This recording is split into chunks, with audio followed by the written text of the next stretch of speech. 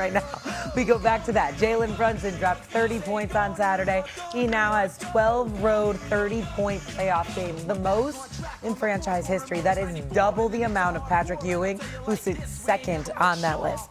Okay, we've had this conversation in the past. Now we can, smell the finals a little bit. It really feels like a possibility for these Knicks. If the Knicks win a championship this year for the first time in decades, would Brunson be considered the greatest Knick of all time? Wendy?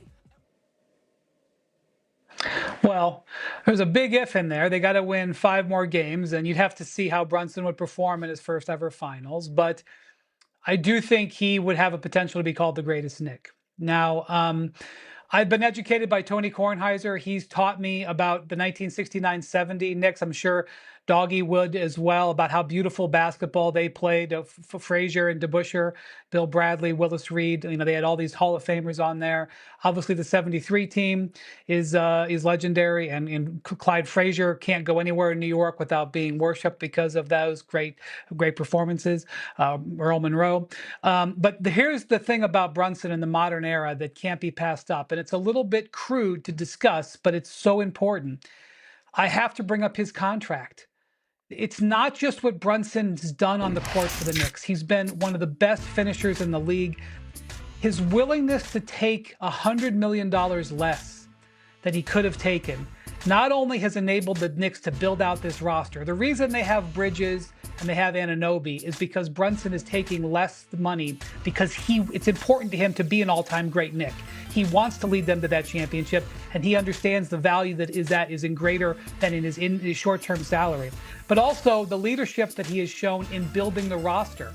These are his confidants, his friends that he has brought in. One of the things the Knicks have going for them above most teams is their incredible chemistry, and Brunson is at the centerpiece of that. So, look, I'm not going to go 15 rounds with you, dog, on Clyde Frazier or Dave DeBusschere or whatever, but they didn't have a salary cap and a luxury tax and apron system back then. Jalen Brunson didn't just win it on the court. He's defeating the CBA in place to help the Knicks get to where they are. Yeah, it's a fair point about the CBA. I'll let you argue that. But, geez, you're going to put him ahead of Frazier, Reed, and Ewing? Willis won an MVP. He made the 2 biggest shots in the history of the franchise when he made those first 2 against the Lakers in Game 7. That Knick team in 69-70 won 18 in a row and set the consecutive win record. Clyde was, outplayed Jerry West, had 36 points, 19 rebounds, and 12 assists in Game 7 against a team that had Wilt, Baylor, and West, for crying out loud, 3 of the top 10 players in the history of the NBA. The second championship team also beat the Lakers, beat the Celtics, who had Havlicek and Cowens and people like that. The Knicks, they're beating Mobley and Jared Allen. Can we calm down just a little bit about Brunson? And they haven't won the finals yet. To me, you put them any order you want. Reed, Frazier, Ewing. Those 3. You want to put Brunson 4th, even if he wins? I'll give you that. No problem whatsoever. He's not yet. Am I going to put him, even though Ewing didn't win, he lost to Jordan and Elijah won. All right? That's who Ewing lost to when he lost in the postseason. Michael Jordan and Elijah won. 2 of the great players, the best, and a top 15 player in the history of the league, and he lost in Game 7, for crying out loud. He is not over those top 4. That is not fair. That's blasphemous. I'll let Stevie handle it. That's blasphemous. Blasphemous to put him that high. It really is. Silly. Steve? It's not It's not. Oh, yes, it's it not is. blasphemous. Yes, it is. It's not blasphemous. You have lost your damn mind. No, I haven't. Listen, understand the premise of the question. None of this is a conversation if a championship isn't in New York. But if the New York Knicks win a championship with Jalen Brunson, who's averaging 29 on 50% shooting in these conference finals. Yeah. If this man, by the way, last year in the conference semifinals, who did he beat? He beat Tatum and he beat Jaylen Brown to get to the conference finals. Let's not forget that, okay? So here you are. You arrived in New York 4 years ago. We're looking at you because we wanted Kevin Durant, okay? We wanted Kevin Durant and Kyrie Irving, okay? We got Jalen Brunson. And look at what fools it's made of all of us. Jalen Brunson comes in here. His first year with the New York Knicks, he's averaged 24 and 6. The last 3 years, 28.7, 26, and 26 a game. The New York Knicks went first round, second round, conference final, game 7 of the Eastern Conference semifinals, then game 6 of the conference finals. And now, here he is, one game away from the finals. If he wins the championship, it will either be against Shai Gilgeous-Alexander and the reigning defending NBA champion Oklahoma City Thunder, or it will be against the new generation led by Victor Wembanyama for the San Antonio Spurs. If he wins a championship, first of all, get Ewing out of there. You didn't deliver it. I understand the Jordan part. The Olajuwon, I'm not giving you a pass on that. Olajuwon was phenomenal. I got that. But in the same breath, he wasn't going up against a scrub in Patrick Ewing. You were supposed to hold your own in that damn series. Now, I don't even put it on Patrick Ewing because we know what Pat Riley did in terms of leaving John Starks. John Starks, sorry to bring that up, my brother. You know I love you. But damn it, 0 for 11 from three-point range, 2 for 18. Don't get me started at that moment for us, okay? Because to me, it wasn't 1999, doggy. We know the Knicks didn't have a chance in 1999. Lockout short season. You go to the finals. No Ewing. You got Sprewell and Marcus Camby and these boys going up against Duncan and Tim Duncan and David Robinson. You had no chance. We all knew that. The New York Knicks' last chance at a championship was 1994. That's how many years ago is that? We talk about 32 years. And Jalen Brunson brings you a title for the first time in over 3 decades? I'm sorry. I'm looking at Walt Clyde Frazier. I know he's that dude. You got 4 other dudes that's on the NBA's all-time 75th anniversary team. That's who he was playing with.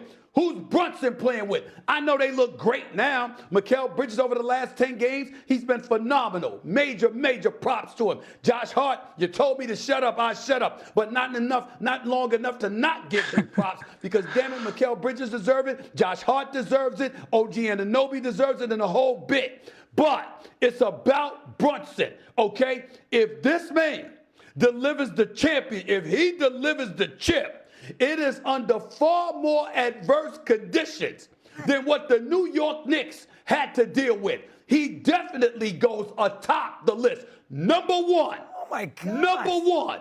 Ahead of everybody. Well, let me ask you a question, Steve. How many championships did Reed win? He won 2.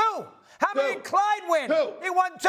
Hold on. He's got 2. I just told you they're playing with each other.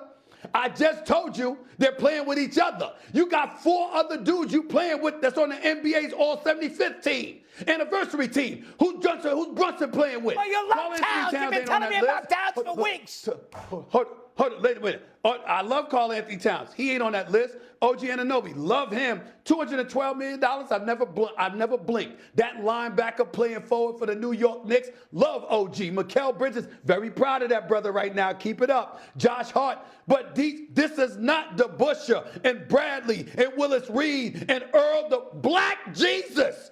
Earl the Pearl Monroe. That's who his teammate was. Who Brunson has. Who does Brunson have? Are you kidding me? No, without question. The New York Knicks win the championship this year. Jalen Brunson goes down as the greatest Knick of all my time. God. What'd you have for breakfast? There's nothing. I tell you, I am going to root like hell now for Oklahoma City. This is stupid. You were doing it anyway. When I hear these you were doing it anyway. I'm surprised at you. You were doing it anyway. Mr. Knick, you're going to put him over Willis? He's also 6'1". Yes. Go ahead, Win. He's 6'1". He's also 6'1". He's 6'1". He's damn near. He was outplayed by Halliburton last year in a conference semifinal. Not this year. Not this year. Last year he was outplayed Not this year. Halliburton was better. Not this year. Clyde outplayed Jerry West. Hold on. Even you have, first of all, don't give me, listen, see, don't make me disrespect the Silhouette, who I love, God rest his soul, wonderful executive, wonderful basketball dude. Went to 9 NBA finals, won 1. Stop. He lost the Celtics. Wait a minute. Time out. You lost 8 out of 9.